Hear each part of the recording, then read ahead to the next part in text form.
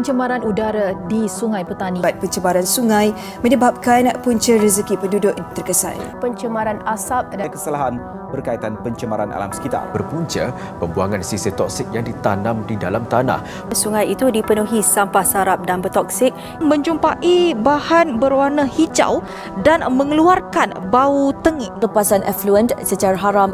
Bahan pencemaran berkenaan dipercayai telah dibuang. menjejaskan hidupan sungai apabila pelbagai spesies ikan ditemui mati.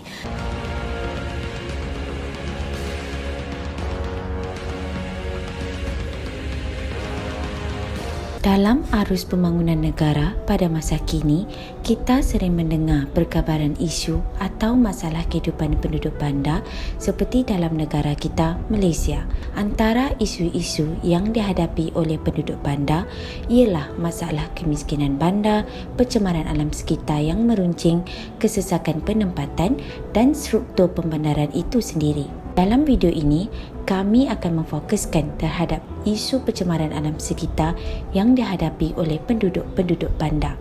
Tahukah anda, pencemaran alam sekitar merupakan salah satu masalah besar yang dialami oleh negara kita Malaysia sehingga kini? Menurut Akta Kualiti Alam Sekitar, pencemaran ialah perubahan sama ada secara langsung atau tidak langsung kepada sifat-sifat fizik, kimia, biologi atau arah sinaran mana-mana bahagian alam sekeliling dengan melepaskan, mengeluarkan atau meletakkan buangan hingga menjejaskan kegunaan-kegunaan berfaedah yang menimbulkan sesuatu keadaan yang mungkin berbahaya kepada kesihatan, keselamatan atau kebajikan manusia, haiwan dan tumbuhan. Isu atau masalah alam sekitar ini boleh dibahagikan kepada beberapa jenis iaitu pencemaran sisa pepejal, pencemaran tanah, air dan udara. Pada tahun 2019, rakyat Malaysia telah menghasilkan 37,890 tan sampah. Dianggarkan jumlah ini akan meningkat sehingga 40 juta tan setahun pada tahun 2022. Pencemaran sisa pepejal berlaku akibat pembangunan yang pesat. Pembangunan yang pesat akan menyebabkan berlakunya pertambahan penduduk sekaligus akan menyebabkan peningkatan penghasilan sisa pepejal. Ia sekaligus akan mengubah komposisi sisa pepejal tersebut. Masyarakat juga kurang peka terhadap masalah pencemaran sisa pepejal. Sikap endah tak endah mereka terjadi kerana kurangnya pengetahuan dalam pengendalian sisa pepejal. Pembangunan yang makin meningkat juga menyebabkan pembuangan sisa pepejal secara haram iaitu illegal dumping meningkat kerana sesetengah pihak mengambil jalan mudah untuk mengurangkan kos mereka. Pencemaran sisa pepejal tidak harus dipandang sebelah mata kerana longgokan sisa pepejal yang tidak terkawal boleh mencacatkan pemandangan dan mencemarkan kawasan sekitar. Paling buruk lagi, ia boleh mengakibatkan banjir besar. Selain itu juga, pencemaran pepejal juga boleh membawa ancaman terhadap keselamatan dan kesihatan orang awam. Ia dapat mengakibatkan penyakit seperti taun dan cirit birit.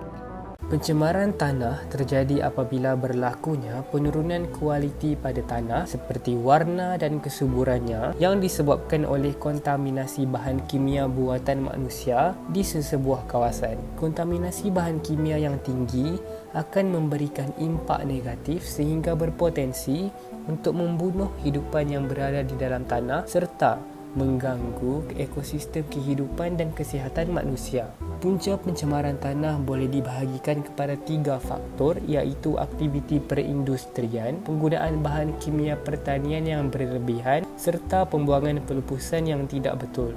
Pencemaran tanah akan menyebabkan hasil tanaman sukar untuk tumbuh dan tidak subur dan ini seterusnya akan mengurangkan hasil pertanian yang berkualiti. Selain itu, pencemaran tanah juga akan menyebabkan kesan yang buruk kepada kesihatan manusia seperti penyakit kulit, sakit kepala, karsinogenik serta masalah kesihatan kronik yang lain. Pembuangan sisa pepejal pula akan menjadi tumpuan kepada pembiakan makhluk perosak dan akan menjadi vektor kepada penyakit berjangkit kepada manusia. Pencemaran air.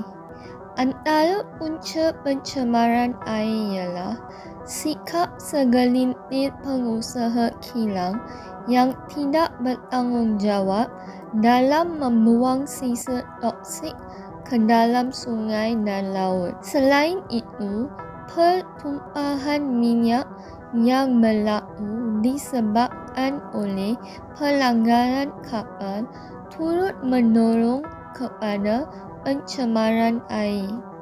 Seterusnya, industri perlombongan juga tidak mengambil berat dalam mengakibatkan pencemaran air. Terdapat beberapa kesan terhadap pencemaran air. Antaranya ialah kesihatan rakyat akan terjejas. Selain itu, sistem air bawah tanah juga akan tercemar. Pencemaran udara disebabkan kehadiran bahan dalam atmosfera yang berbahaya kepada kesihatan manusia dan makhluk hidupan lain atau menyebabkan kerosakan pada iklim atau bahan. Terdapat pelbagai jenis pencemaran udara seperti gas.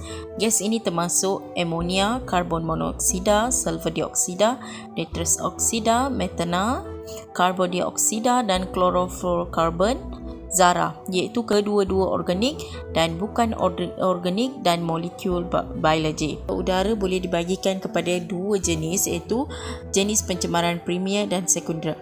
Primer disebabkan oleh sumber primer, iaitu hasil langsung daripada proses seperti pelepasan industri atau letusan gunung berapi. Sekunder pula hasil daripada percampuran dan tindak balas oleh bahan pencemar primer seperti pelepasan karbon dan wap air yang menghasilkan asap. Punca semula jadi aktiviti manusia adalah punca utama pencemaran udara. Kebanyakan berpunca dari proses perindustrian, debu dan kebakaran hutan, iaitu kawasan tanah lapang yang luas yang mempunyai sedikit atau tiada tumbuh-tumbuhan dan utamanya kering kerana kekurangan hujan. Angin secara semula jadi boleh mencipta ribut debu. Pencemaran udara mempunyai kesan besar terhadap proses evolusi tumbuhan dengan menghalang fotosintesis dalam banyak kes, dengan akibat yang serius untuk pembersihan udara yang kita sedut. Ia juga menyumbang kepada pembentukan hujan asid, pemendakan atmosfera dalam bentuk hujan, frost, salji atau kabus yang dilepaskan semasa pembakaran bahan api fosil dan diubah melalui sentuhan dengan wap air di atmosfera. Selain itu, pencemaran udara merupakan penyumbang utama kepada pemanasan global dan perubahan iklim. Malah, banyak karbon dioksida di udara adalah salah satu punca kesan rumah hijau.